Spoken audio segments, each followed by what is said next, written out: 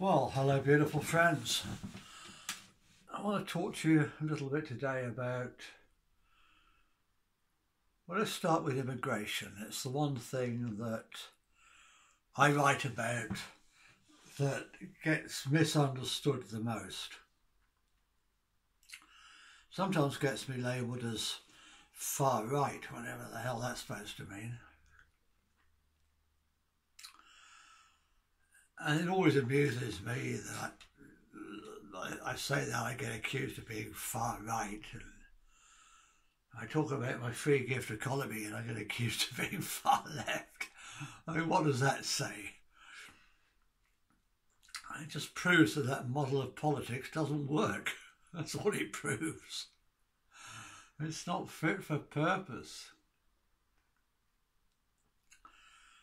In fact, I try not to talk too much about left and right because the lefties are doing this, the righties are doing this, because it's all part of the con.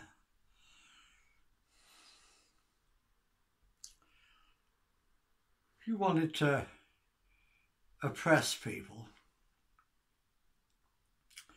and the people didn't want to be oppressed, what's the cleverest thing you could do? Well, you could pretend to split into two groups, or three groups, or four groups, and let the people argue over which group they want to be oppressed by. And then you swap over every 4 or 5 years. It's a big con. None of them want to set you free. Anyway, what was I talking about? Immigration. I base my immigration policy, I don't like talking policy because it makes me sound like a bloody politician. It's the last thing I'd ever want to be. But my ideas about immigration are based really on the experience of the natives in North America. It's based on lots of different experiences of lots of different peoples all around the globe, but that's one that I like to cite. That's what happens when immigration goes wrong. When large numbers of people flood into your lands from overseas, don't adopt your culture, your way of life, believe that their imported way of life is superior to yours, and they treat you like shit.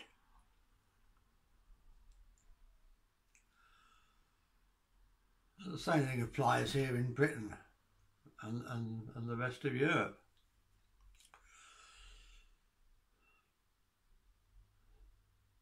Somebody came up with this crazy idea. I'll have to research and find out exactly who came up with it. I mean, it was Tony Blair, I think, that introduced it to Britain, but I'm not sure where it came from originally. This crazy idea of multiculturalism. I don't mind my country being multi-ethnic. I don't care where people have come from or what colour their skin is or anything else. What I care about is where they're going. And if they're going to my country and they're settling in my country, then they should adopt the ways of my country. Look, there were, okay, round figures, there were roughly 200 countries in the world, 200 separate independent nations.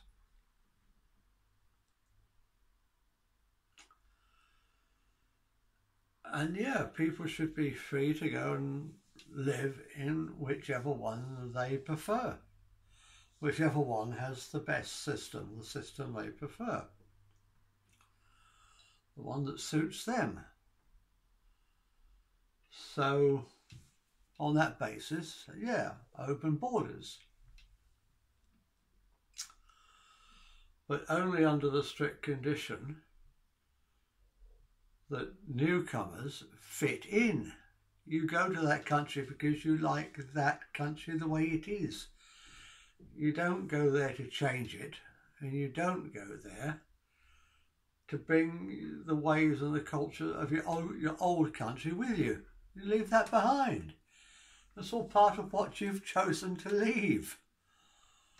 And embrace the new country and the new culture, the new way of life. And when I say culture, I'm not talking about the sort of foods you eat or the music you like. I'm talking about basic cultural values. Free speech, freedom of religion, or the freedom of religious belief anyway. You have to have some laws to restrict what can actually be practiced. We don't want human sacrifice. We don't want little kids being abused. Because, yeah, Satanism is just a religion like any other. It has the same rights as any other. So if you're going to restrict what they do, you've got to restrict what everybody does. These rules apply to everyone.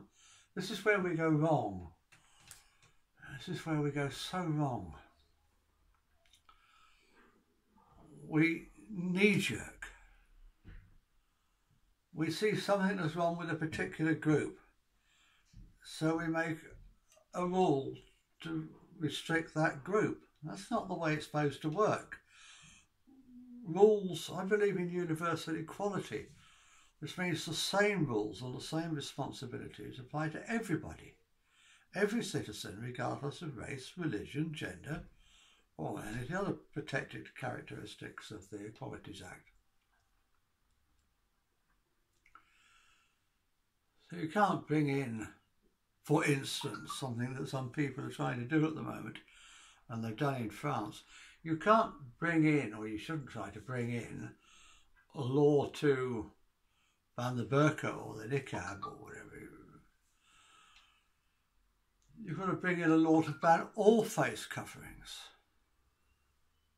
for everybody, man and woman, of all religions, and none except where it's necessary for safety, like a crash helmet while you're actually on your bike. Take it off when you get off your bike. Welder's mask if you're welding. But for generally walking around on the street, no, people should show their faces in public places. I'm all for that. But anyway, I'm digressing.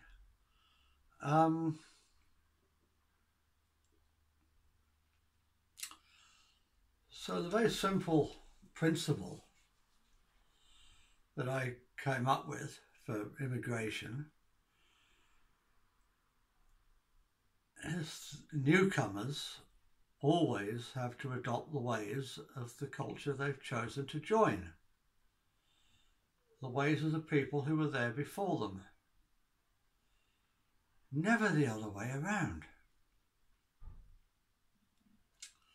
And if we can accept that basic principle, we can have open borders. Oh, wouldn't that be lovely if we could all just go anywhere we want, anytime we want? Hop on a plane, no passport, no visa, no government keeping track of where we've gone. Oh, it would be beautiful. That really would be paradise. But we can't do it until we learn how to do it responsibly. My book is called Love, Not Fear. And the principle behind that book, the idea that started it, the germ of an idea,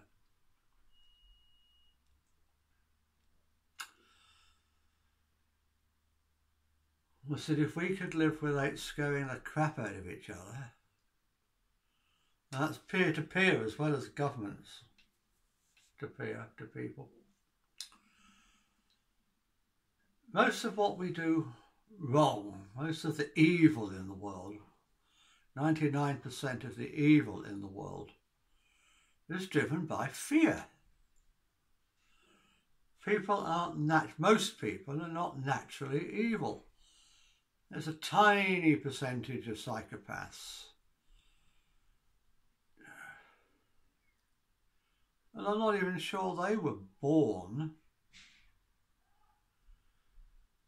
They were probably conditioned through the upbringing they had because their parents were psychopaths.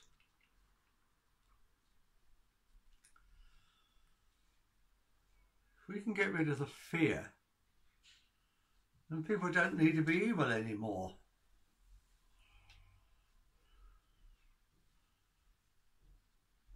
But immigration, you see, people tend to... I was a bit weird, okay? I was born weird. Sorry, the neighbours are being noisy today. Oh, I've got to get out of this place.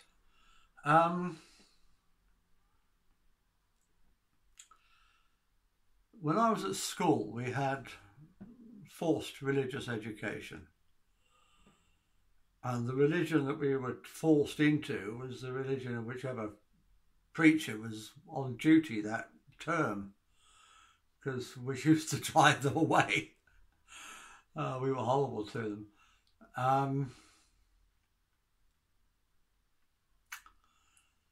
And I don't mean to disrespect anybody's religious beliefs, but all the ones we had were one type of Christian or another type of Christian. And with one notable exception, one particularly really, really good teacher we had, all the others were blinkered. They could only argue, they could only defend their religion by saying, but it says in the Bible. You know, it's a bit like somebody who won't be convinced in conspiracy theories because it's not in the mainstream media. You know, you need a broader frame of reference. And I saw through most of it. Most of what I was told didn't make any sense. What I was being told today didn't gel with what I was told last week. And the Bible's so full of contradictions, at least when taken on face value, which is the way we were being taught to take it. When you look deeper into the esoteric side of it, then it starts to make more sense. But on the superficial level, the level at which most Christians operate, it doesn't make any sense. I'm sorry, it didn't make any sense to me. Respect to you, but it didn't make any sense to me. And so I started to learn then that everything we were being taught at school wasn't necessarily so. And then that led me on, as I went through life, to realise that what I was told by governments isn't necessarily so. That what I read in the papers isn't necessarily so.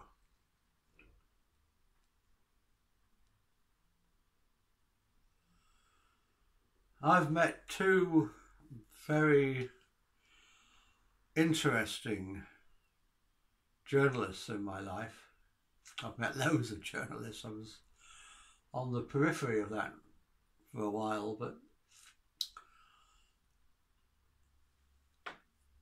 two particular ones. Ian Cutler, who used to work for the News of the World, and Robert Aitken, who worked for the BBC. And you talk to these guys and you very quickly realise that what you read in the papers or see on the news ain't necessarily so. I Ghost wrote a book with Ian Cutler called Camera Assassin about all the fake stories he deliberately constructed for News of the World.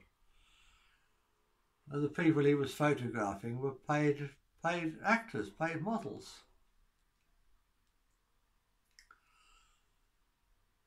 This was back in the days of when Maggie Thatcher was trying to cut down on the social security bill. So she tried to make out that all social security claimants were scroungers, which is backwards. And one of the stories Ian did was called Fiddler on the Roof, and it was about these roofing contractors that were all on the dole. But they weren't roofing contractors. They were all on the dole. They weren't all roofing contractors. And in fact, he paid them 50 quid each to get up there and pose. That was all there was to it. There was nothing else to it. And then he took them down to the dole queue and got them to queue there. And 50 quid a pop. That was a lot of money in those days. Yeah, but Murdoch made it worth his while. Yeah, lots of stories like that, hundreds of stories like that. I'll read the book. It's a bit foul-mouthed, but it's a fascinating book. Yeah, very news, very Fleet Streetish language. And yeah, Robin was a foreign correspondent for the BBC. He told me some interesting stories, including some of the things that went on the Russian borders. Yeah, don't believe any of it, it's fiction.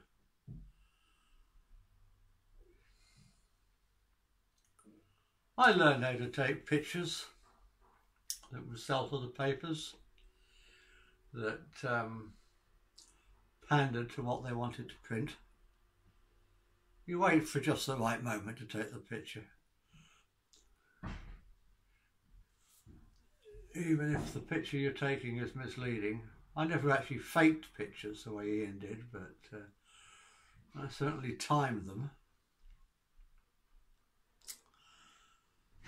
So don't believe everything you read in the papers. Immigration, yeah.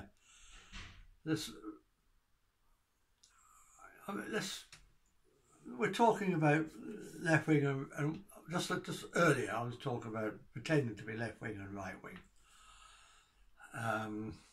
Pretending to have two different positions, and then the people can fight amongst themselves instead of fighting you, which is fighting the government, which is what we should be doing.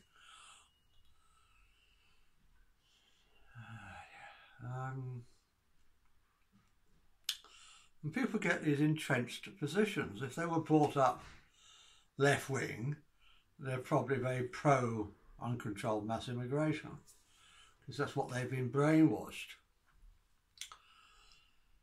If they were brought up in a conservative family, then they'll probably have the opposite view. But it ain't necessarily true, folks. The whole thing's a con. And if you understand about what people are now calling the New World Order,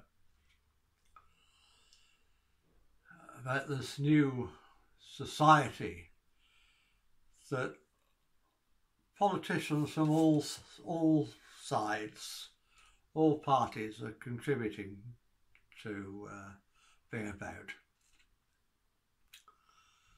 And you see how it depends upon the destruction of national identity, and you see how uncontrolled mass immigration, how multiculturalism rather than multi-ethnicism has been used to destroy cultural identity, and you start to realise it's all part of a plan. And we blame the Muslims all the time.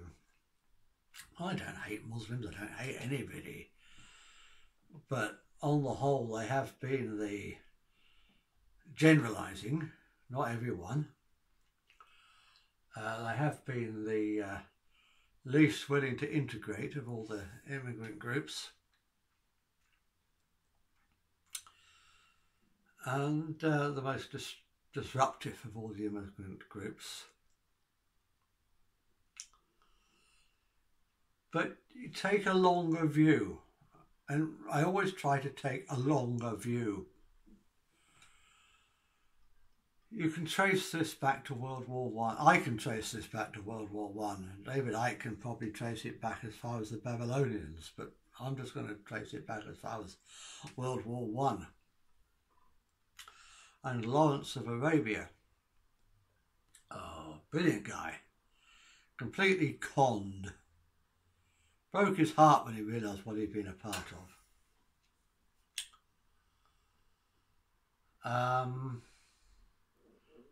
And the Arabs were conned into fighting for the British. I go into this in a lot more detail in the new book that I'm writing, come out next year sometime. It ain't necessarily so. But just very briefly here for today, because I don't want this video getting too long. He conned the Arabs into fighting for the British. And the promise was that after the war, if the British won, the Arabs could have independence.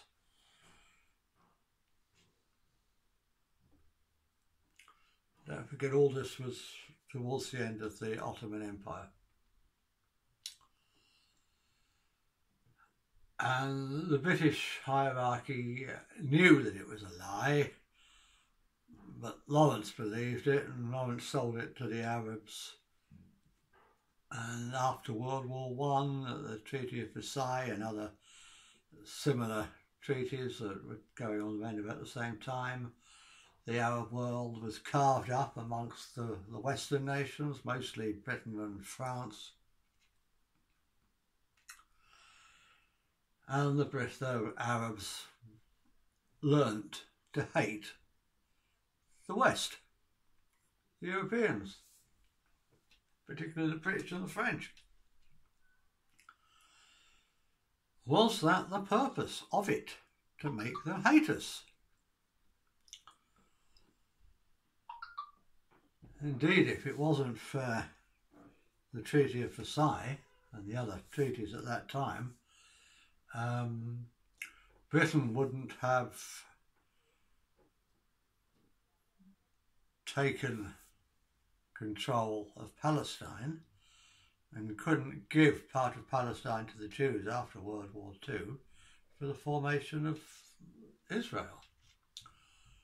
And I think that was a good thing. The Jews needed their homeland back, but it didn't half piss off the Germans. Didn't half piss off the Palestinians, the Muslims.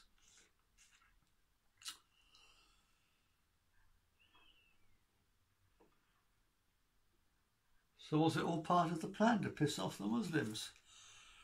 Well, what's happened ever since? There's been war after war after war against the Muslims, on one pretext or another. Mostly led by America. The first Gulf War. Then we had 9/11, which was a false flag.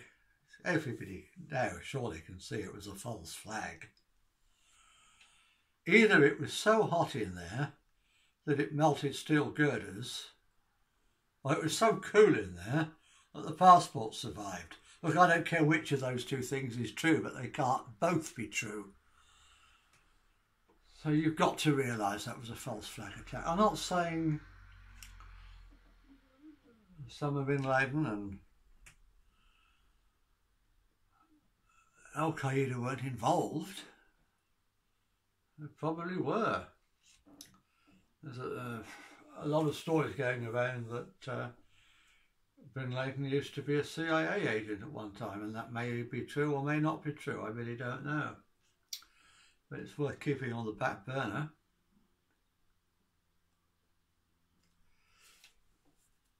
It's just what George W. wanted.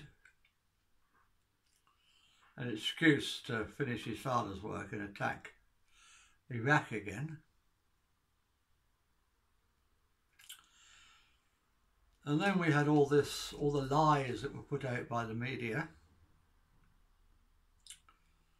Going off tangent a little bit here now, but gave rise to all the lies that were being given out by the government, and repeated over and over again as fact by the mainstream media. But all these weapons of mass destruction that Saddam Hussein was supposed to have, all this sexed up data, and people can't see that exactly the same thing is happening now with the sexed up COVID data. Oh, learn from history, people, please. But what was I talking about?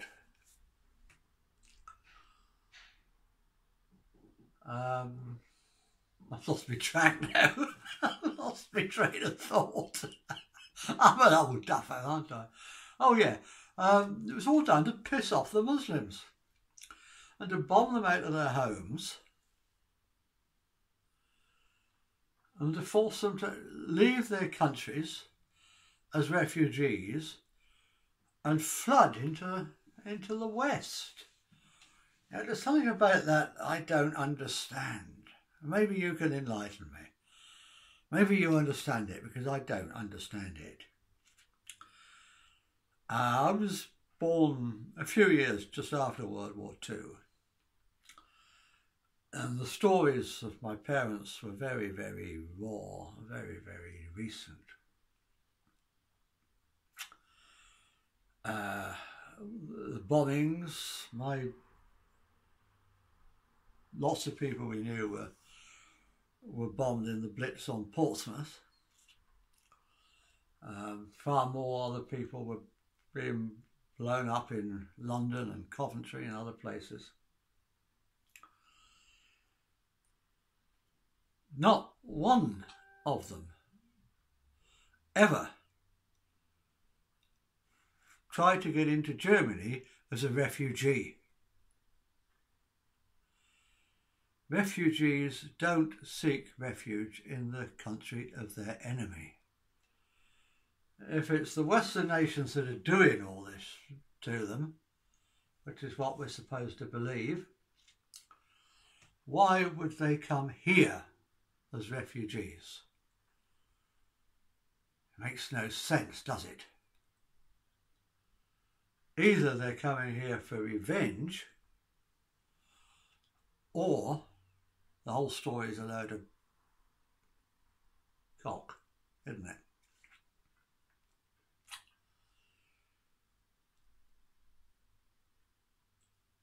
But when you realise what all this mass immigration into the West is doing, which is how I started this ramble, how it's destabilising the West and destroying our sense of national identity and making us easy prey for the globalists who want to impose their totalitarian one world government, then you can see a pattern. You can see a chain of events all the way from Lawrence of Arabia to the present day. A sequence of events.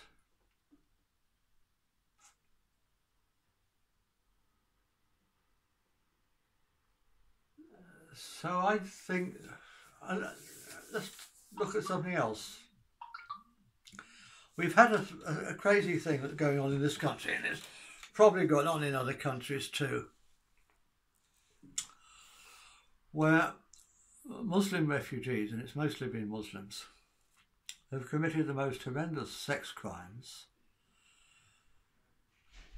and have, to start off with, the government were very, very, and the police were very, very reluctant to take any action at all.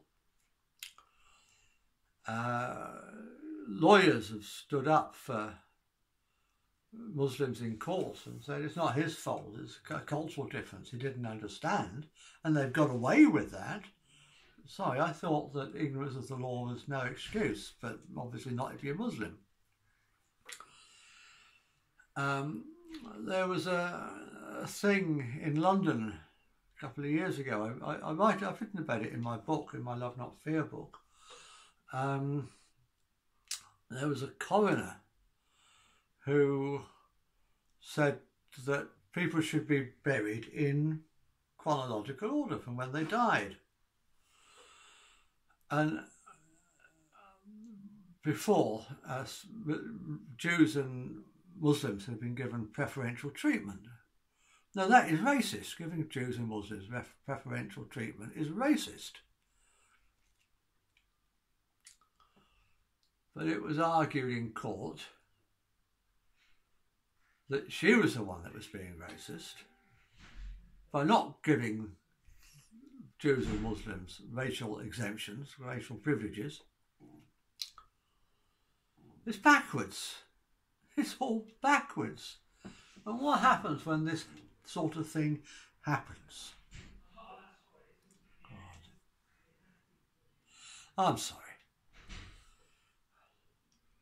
I was hoping to have a quiet half an hour just to make this, but all the idiots are out today.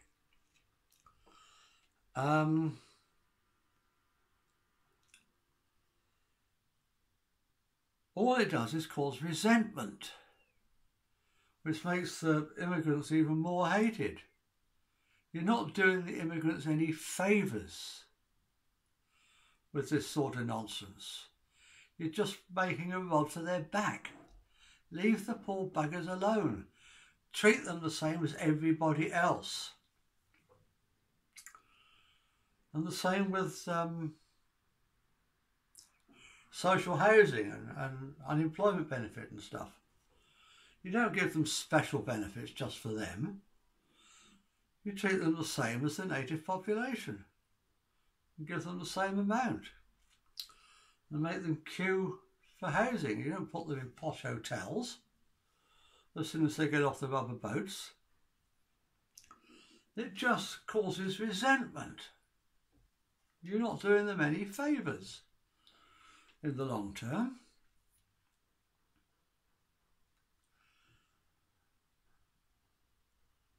So that's my policy. Yeah. That's my ideas on immigration. We should have open borders when we learn how to travel and settle responsibly.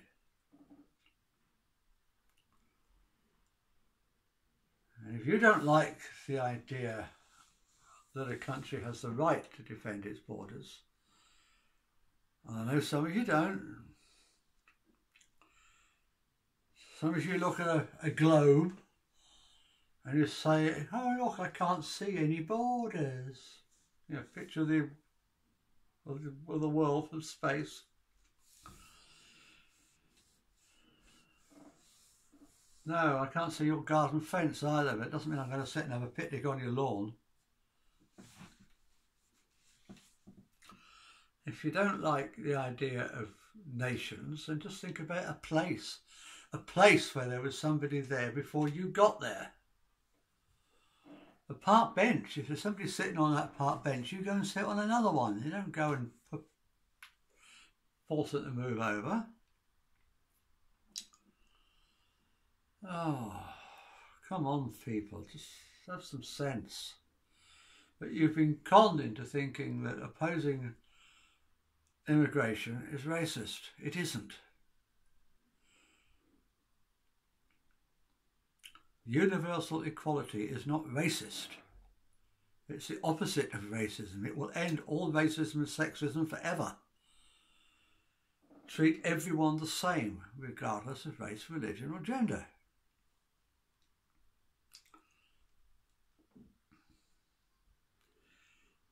So that's it really. Roll on the days when people will immigrate responsibly, settle responsibly, make an effort to fit in, and then we can have open borders. Please. Soon. Please. Pretty please. Oh dear. Anyway, I've rambled on long enough. In a mess day.